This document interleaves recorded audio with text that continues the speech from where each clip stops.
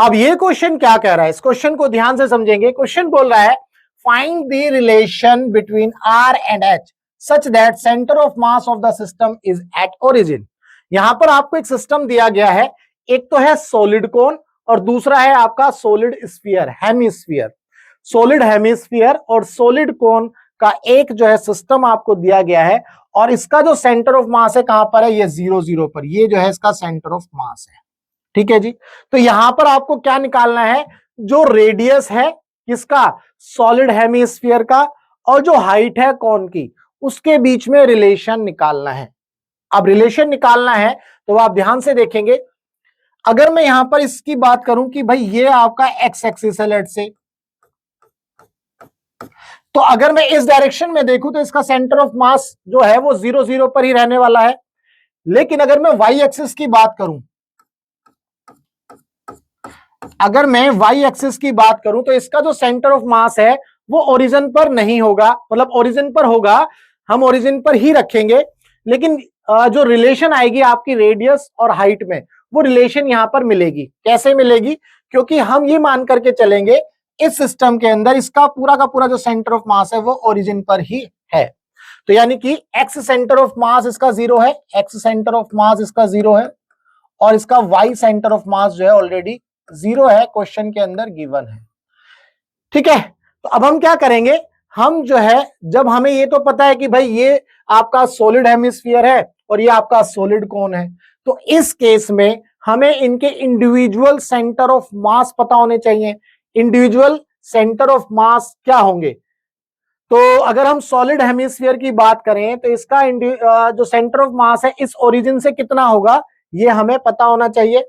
तो हेमिस्फीयर का इंडिविजुअल जो है सेंटर ऑफ मास कितना होगा भाई बताओ, होलो और रिंग और सॉलिड 1 2 3 3/8 आर, 3/8 आर। तो इसका जो सेंटर ऑफ मास लेट से यहां पर आ गया सॉलिड हेमिस्फीयर का, लेट से ये 3/8 आर। ठीक है जी, तो उम्मीद करता हूं ये चीज आपको समझ में आई। ये तो आपको पता होना चाहिए सॉलिड हेमिस्फीयर का जो सेंटर ऑफ मास है वो 3/8 आर होगा। अगर मैं इसकी बात करूं सॉलिड कोन की, तो ये एक तरह से सॉलिड कोन का बेस है। इस बेस से जो सेंटर ऑफ मास होगा सॉलिड कोन का वो h/4 पर होगा, कहीं ना कहीं ये आ गया h/4। उम्मीद करता हूं ये चीज आपको आती है, यानी कि इस कोन का जो सेंटर ऑफ मास है, यानी कि यहां पर पूरा का पूरा मास कंसंट्रेट है कोन के लिए।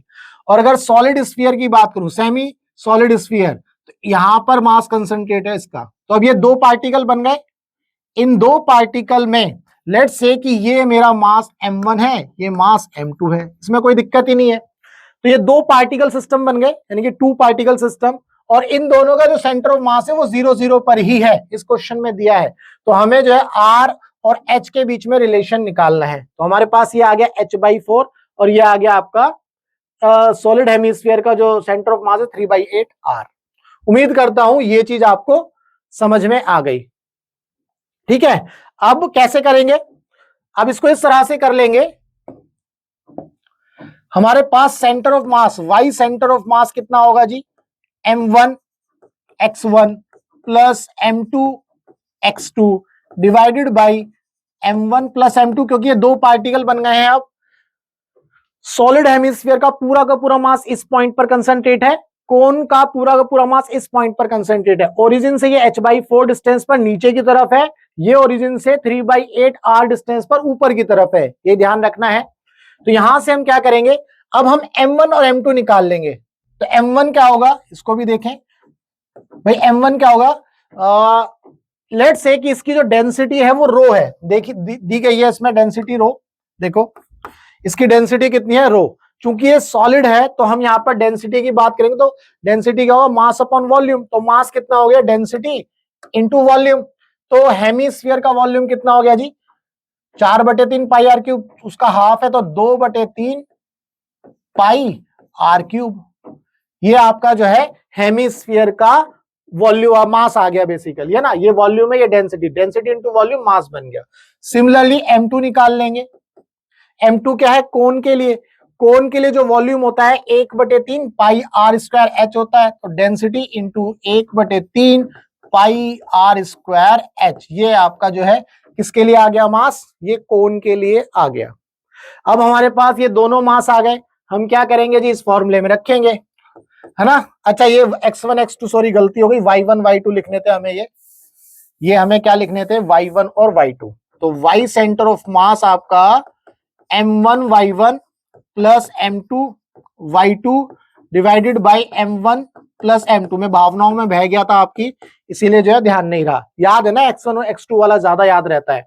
तो यहां पर हम क्या करेंगे, m1 रखेंगे रो इंटू 2/3 पाई आर क्यूब। अब इसके लिए जो y1 है वो कितना है, 3/8 आर, 3/8 आर, ये आपका आ गया 3/8 इंटू आर, प्लस m2 कितना है जी, m2 है आपका rho into 1/3 pi R square into H. इसके बाद आपका जो है y2 कितना है, ध्यान रखना ये नीचे की तरफ है ओरिजिन से, तो हमें माइनस लेना है, तो -h/4, तो -h/4, ठीक है जी, डिवाइडेड बाई, अब ध्यान से देखेंगे ये y सेंटर ऑफ मास है, ठीक है। इसके बाद हम क्या करेंगे, मास m1 प्लस m2, तो ध्यान से देखो rho into 2/3 pi R cube, ये आ गया, plus rho into 1/3 pi R square H, ये आ गया हमारे पास।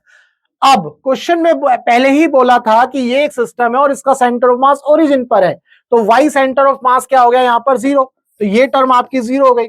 जब ये टर्म 0 हो गई तो जो न्यूमरेटर और डिनोमिनेटर की बात करें तो ये यहां जाकर के मल्टीप्लाई करेगा तो 0 हो जाएगा। तो आपके पास क्या मिला, rho into 2/3 pi R cube into 3/8 into R plus, अच्छा ये प्लस है, अभी माइनस में लिख लेंगे इसको, ये माइनस हो जाएगा, ये था ना माइनस, तो rho into 1/3 pi R square into h/4 that is equal to 0, यही हुआ। अब देखो जो कॉमन है उसको हटा दो या इक्वल करके कर दो, तुम्हारी इच्छा। तो रो उड़ गया, ठीक है जी, पाई भी उड़ गया, बहुत बढ़िया।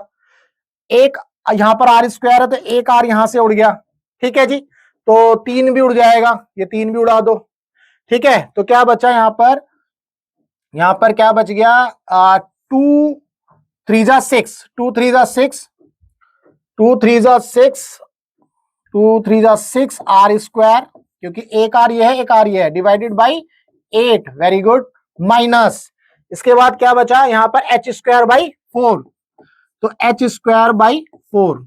उम्मीद करता हूं ये चीज आपको समझ में आई, ठीक है। ये आ गया आपका 0 के इक्वल हो गया।